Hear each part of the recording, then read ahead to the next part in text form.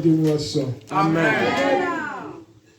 Que le roi de la moisson, aide à Kabel Eli, nous bénisse abondamment. Amen.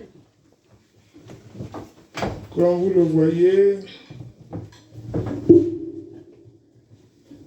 c'est la première fois que je viens à votre moisson. Amen. Ah si, c'est la première fois, n'est-ce pas? Oui. Oui, c'est la première fois que je viens à votre moisson. Et cela est pour moi une grande joie. Amen. Je salue votre chef de diocèse, Amen. vénérable supérieur, seigneur évangéliste Andrew Fadenipo, mon fils bien-aimé. Amen.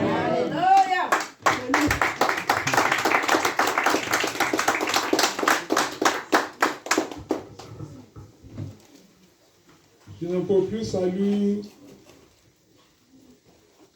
notre cher dévancier des prix.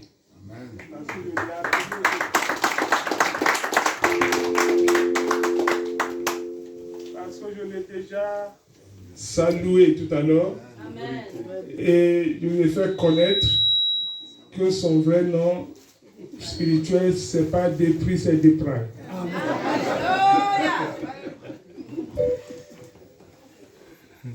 Je salue tous les dignitaires qui sont ici, Amen. sans exception, les grands-mamans, Amen. parce que nous sommes à la fête d'une fête mariale. Amen. Donc, notre maman, c'est vous qui nous accueillez ici aujourd'hui. Amen. Que la grâce que la Sainte Vierge Marie a reçue soit notre partage. Amen. Je salue aussi la chorale. Alléluia. Alléluia. Parce que je suis un homme qui fait balader ses yeux partout. Et quand je vois comment on l'appelle? C'est pas le commérage, la chorégraphie que vous faisiez, c'est vraiment au top.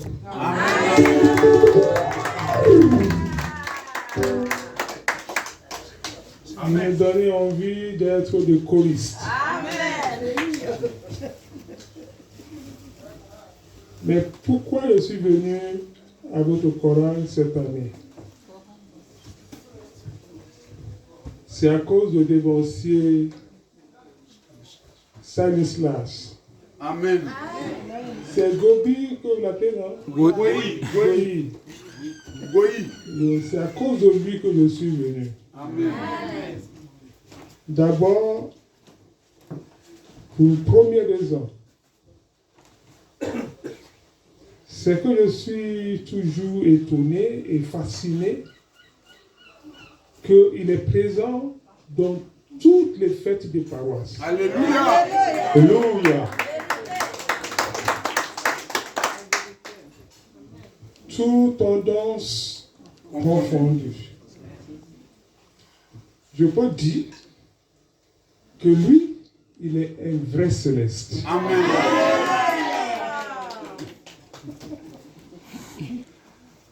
Deuxième raison, pourquoi je suis venu à votre fête des moissons. Je ne sais pas comment je me suis arrangé,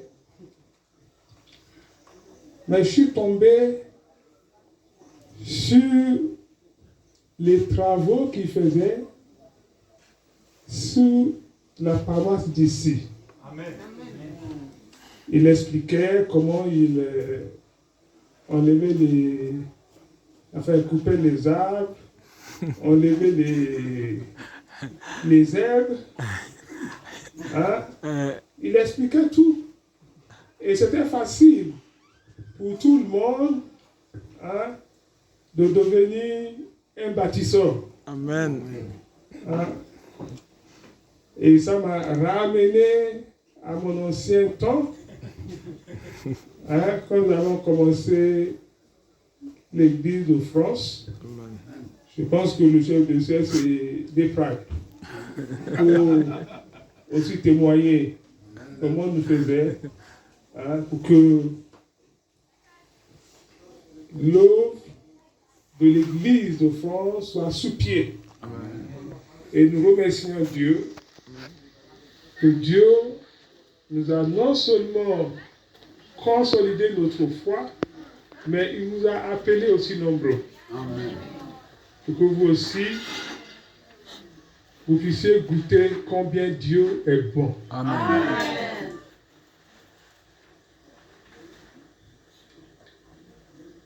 On vous a appris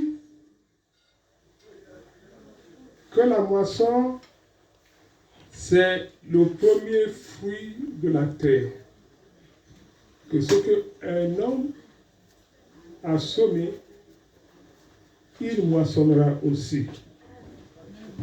Dans le livre de Galates 6, à partir du verset 7, nous avons aussi appris que celui qui sème peu, moissonnera peu. Ne vous y trompez pas. Ne vous y trompez pas, On ne se moque pas de Dieu. on ne se moque pas de Dieu. Ce qu'un homme aura semé, Ce qu'un homme aura semé, il le moissonnera aussi. il le moissonnera aussi. Celui qui sème pour sa chair, Celui qui sème pour sa chair, moissonnera de la chair la corruption. moissonnera la chair, la corruption. Mais celui qui sème pour l'esprit, Mais celui qui sème pour l'esprit, moissonnera de l'esprit la vie éternelle. merci. Merci. Parce que je ne voulais pas passer trop longtemps, hein, sur ce pupitre-là. Parce que le temps est passé. Hein. Et puis il y a beaucoup qui sont venus de Paris. Il faudrait qu'ils y retournent. Dans chacun de nous ici, on doit donner, hein, comme nous avons résolu dans notre cœur. Pas par rapport à quelqu'un, mais par rapport à nous. Ce que nous avons décidé de donner, nous devons le donner. Et quand nous la donnons, nous devons le donner avec joie. Sans tristesse, ni contrainte.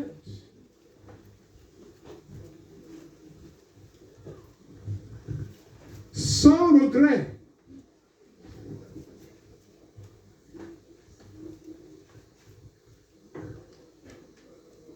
La moisson aussi, c'est un salaire devant Dieu.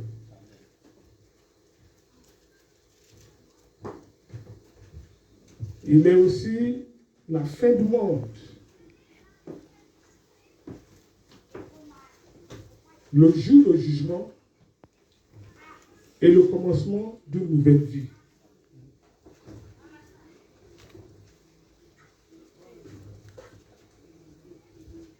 La moisson doit nous inciter à œuvrer, à travailler sans relâche,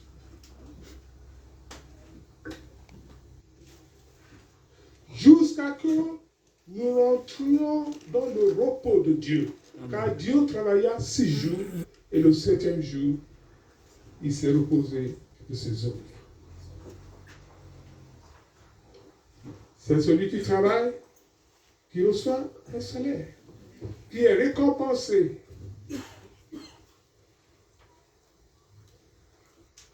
C'est celui qui travaille qui se repose de ses œuvres. Nous sommes venus dans ce monde sans rien. Quand nous allons quitter ce monde, nous le quitterons sans rien. Il y a qu'une seule chose qui va nous rester. Ce sont nos œuvres que nous avons accomplies.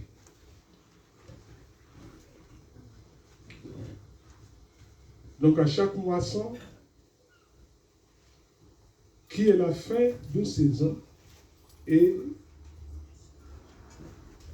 un renouvellement de l'autre, chacun doit se poser des questions. Quelle est la valeur de mon œuvre dans l'Église?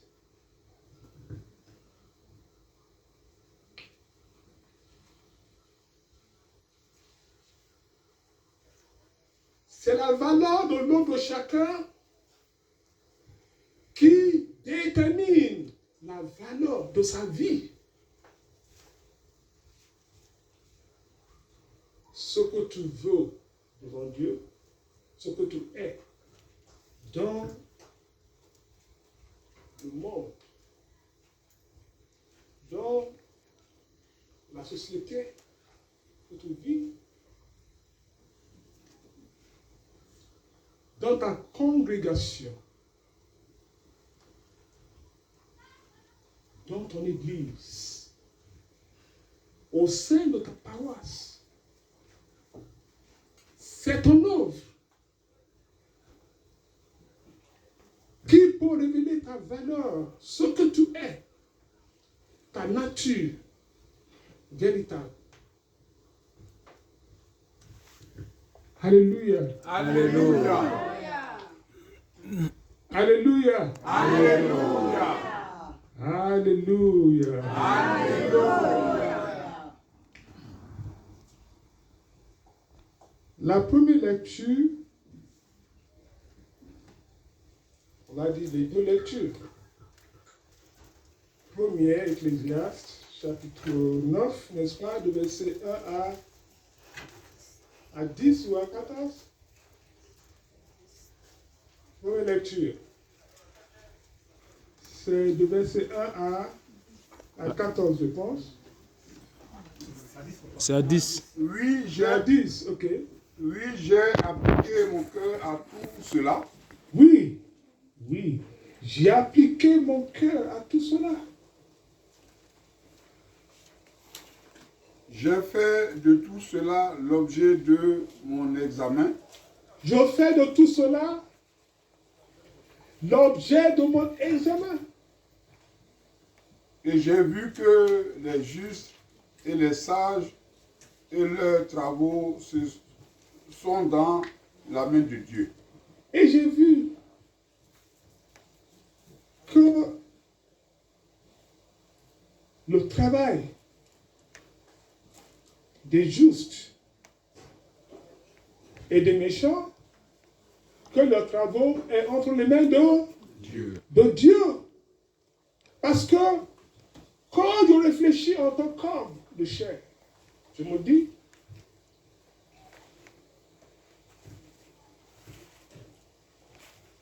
en moi, je suis un homme qui nourrit de grandes ambitions, peut-être. D'autres, des petites ambitions, peut-être. Et certaines, des ambitions moyennes, peut-être. Mais les moyens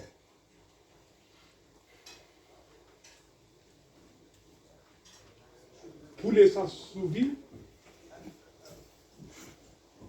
vient de Dieu. Est-ce que vous comprenez?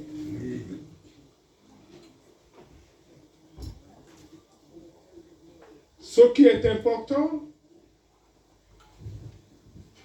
c'est que chacun de nous fasse le bien. Le moment qu'il est vivant. Parce que il n'y aura plus de salut. Il n'y aura plus de travaux. Il n'y aura plus de repentance dans le séjour des morts.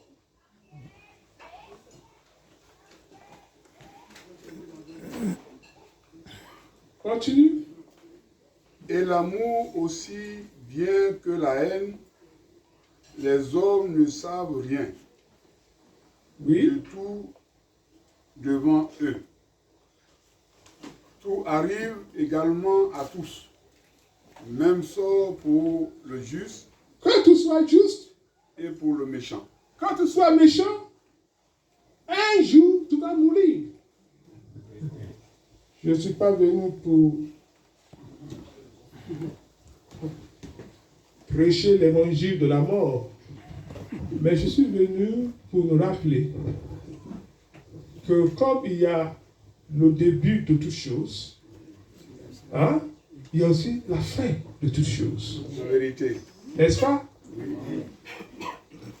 Quand je vois comment nous avons commencé, le ventre de Dépraille était moins gros.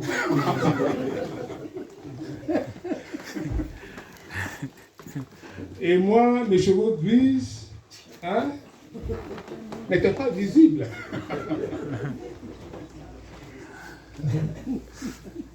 Même votre chef de diocèse, on dirait un jeune homme qui vient d'arriver du Nigeria.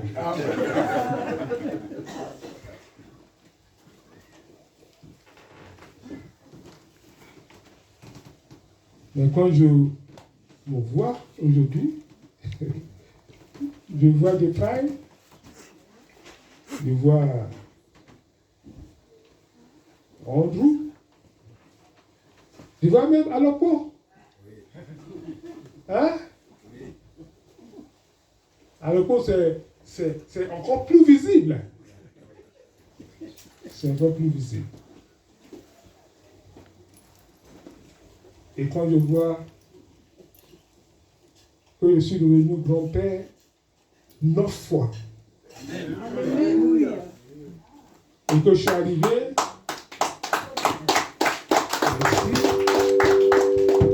merci.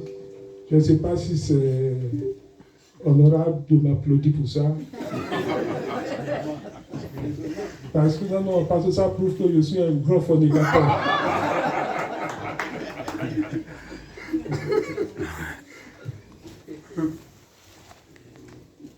Alors, quand je vois tout cela, aujourd'hui, je dis, ah, comme le temps est passé. Comme le temps est passé. Et pourtant, c'était comme hier.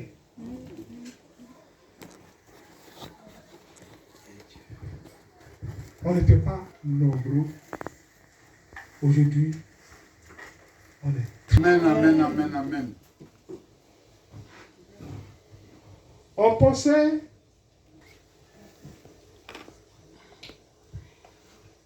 que si on travaille vite,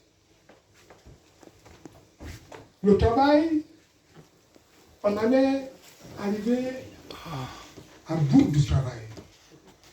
Mais au fur et à mesure, nous venons de plus en plus nombreux et le travail est encore plus long. Je vous raconte cela parce que je veux que vous sachiez que le travail dans la maison de Dieu est pour tous. Même si on est 10 fois plus que notre nombre aujourd'hui, il y a toujours du travail. Amen. Parce que dans le royaume des cieux, il n'y a pas de chômage. Il n'y a pas de chômage.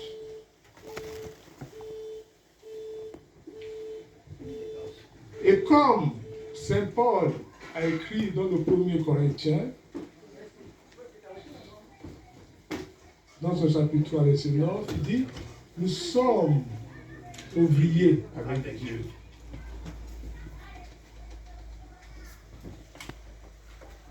Pour que notre moisson soit parfaite, il faudrait qu'on se rappelle que nous ne travaillons pas seuls, mais que nous travaillons avec Dieu.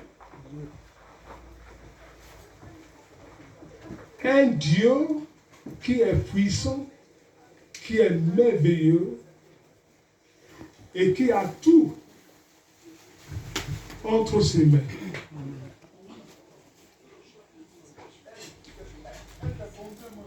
Il a sa méthode.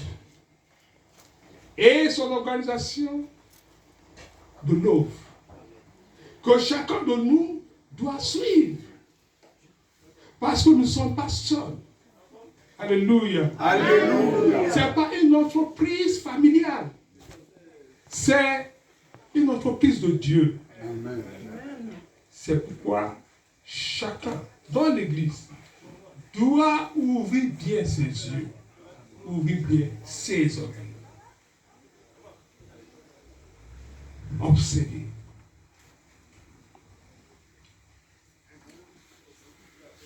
Que vous parlez peu, mais que vous entendez beaucoup.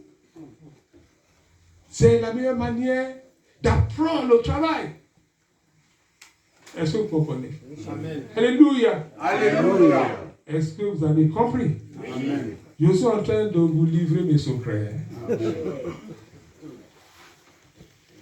Parce que quand vous parlez trop, vous risquez de ne pas écouter les autres et partager leurs expériences. Parce qu'avec Dieu, chacun a vécu une histoire.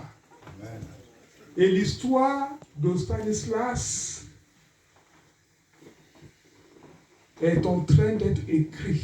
Amen.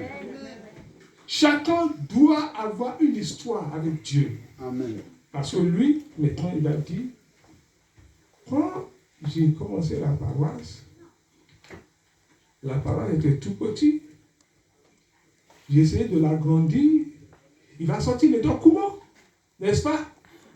Hein? Oui. Pour vous montrer que moi, voilà ce que j'ai fait avec Dieu. Donc chacun doit avoir une histoire à la fin.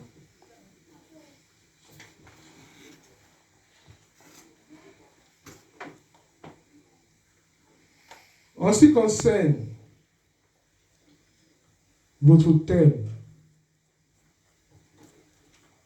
moisson mariale, c'est que Dieu, dans sa sagesse, quand il créa l'homme à son image, il a jugé nécessaire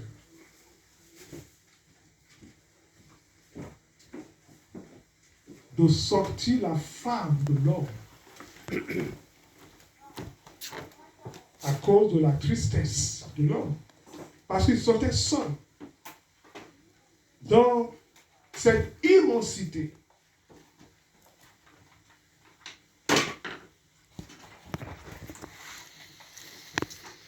Et c'est grâce à la femme que Dieu a sorti de l'homme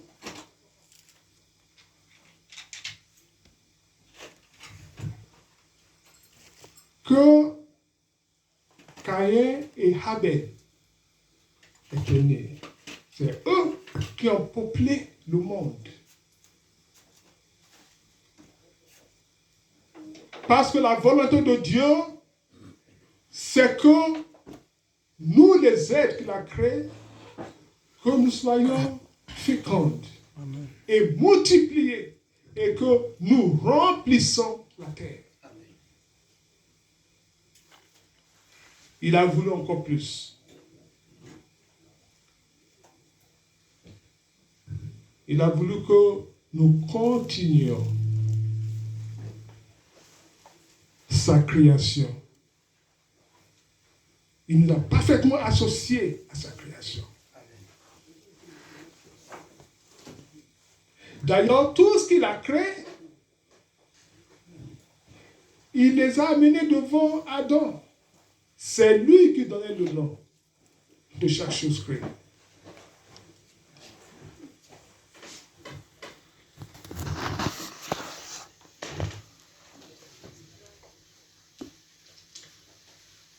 Vous vous rappelez, à la première moisson, comment Caïn a tué son frère, n'est-ce pas? Oui. Pourquoi? Parce que ses œuvres ne sont pas agréables devant Dieu. Et que celle de son frère était agréable.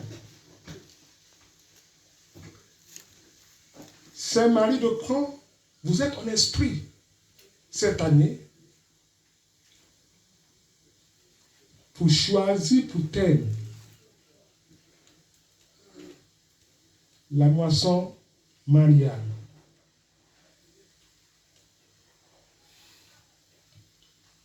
Parce que Marie,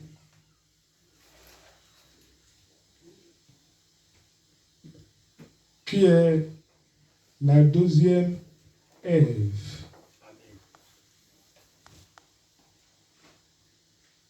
sans elle, notre monde ne peut pas tourner correctement.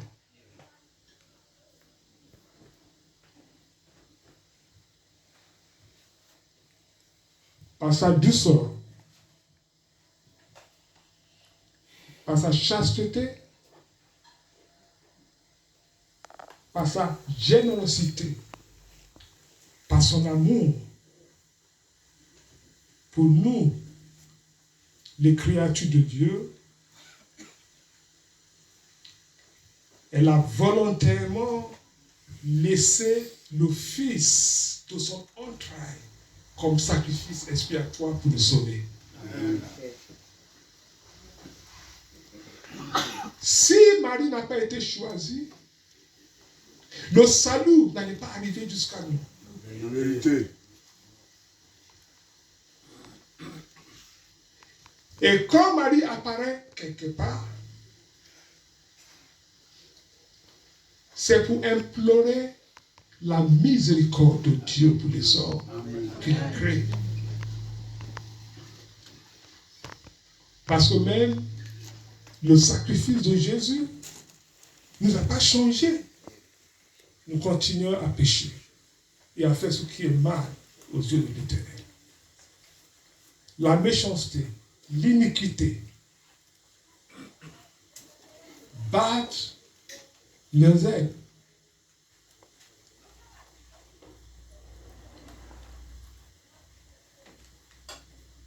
Mais la moisson qui est aussi un jour de jugement. Nous sommes dans une année de jugement. Alléluia. Alléluia. Le jugement n'est pas seulement que on va te punir seulement, ou bien on va te détruire dans le feu de GL. Le jugement aussi, c'est de mettre, comment je vais le dire en français? C'est de mettre un frein à notre débordement. Parce qu'il y a beaucoup de personnes, ils vivent dans ce monde comme si ils sont des rois du monde. Je peux faire ce que je veux. Personne ne peut m'arrêter. Mais un jour, tu vas faire tout ce que tu veux. En oubliant qu'il y a un Dieu. Il y a un roi. Le jour qu'il va décider de mettre frein à ton débordement, ce jour-là, il ne faut pas le voir comme une méchanceté de Dieu, mais il faut le voir comme un amour de Dieu. Parce que Dieu ne voulait pas que tu sois détruite. Il voulait que tu changes, que tu sois transformé. C'est pourquoi chaque fête de moisson, qui est aussi un jour de jugement, où Dieu pèse ton bien et ton mal. C'est pour que tu puisses savoir où est-ce que tu en es avec ta vie, ta relation avec ton Dieu, pour que tu puisses changer. Parce qu'il n'était pas possible que tu continues à te comporter comme des animaux, alors que vous êtes des êtres humains créés à l'image de Dieu.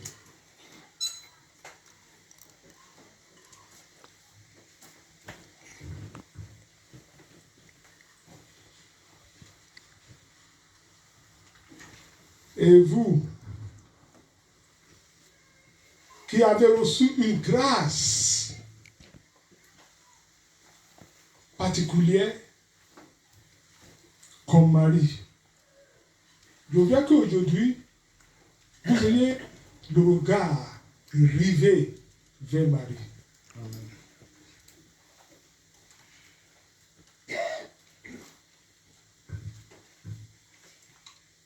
Dans le livre de l'Évangile selon Saint Luc, chapitre 1, je vais qu'on lit ça parle de verset 44.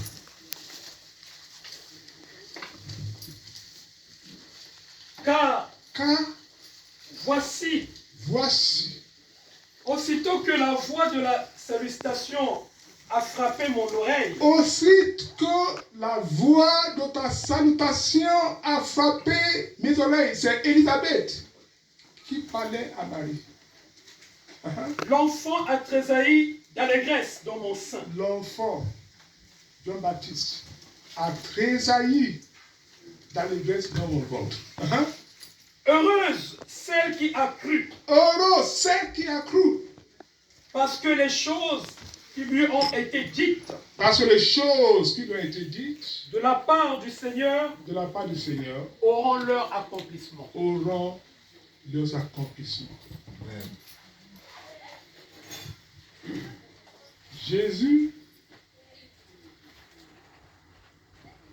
grâce à Marie, la mère porteuse,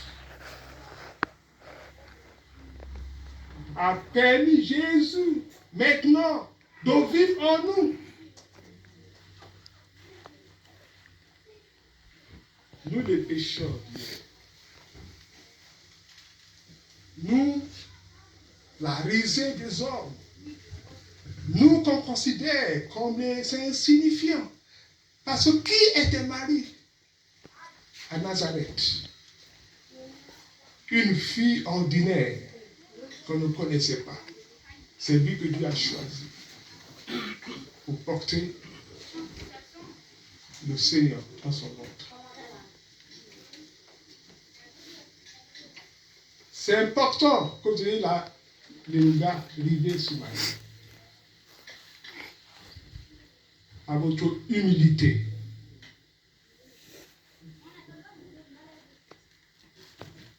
À votre chasteté, à votre amour pour les autres. Elle l'a accepté de porter l'enfant de Dieu dans ses entrailles et de la donner à nous comme cadeau.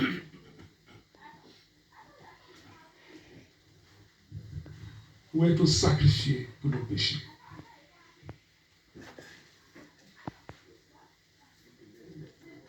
Donc quand tu fais l'œuvre de Dieu, ce n'est pas pour s'agripper à cela comme si c'est à toi. Mais aussi apprendre la revanche. Est-ce que vous comprenez? Alléluia. Alléluia. Parce que l'œuvre que nous faisons, ce n'est pas nos œuvres, c'est l'œuvre de Jésus-Christ. Et c'est pour les générations à venir. C'est en cela que cela sera imputé à justice pour nous. Que pendant ce temps-ci, vous étiez passé par ici. Mais voici ce que vous avez fait pour l'humanité. Votre contribution a bâti une église saine.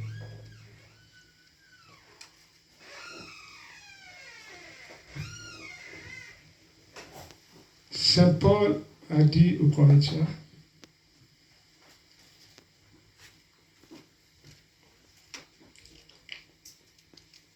il dit,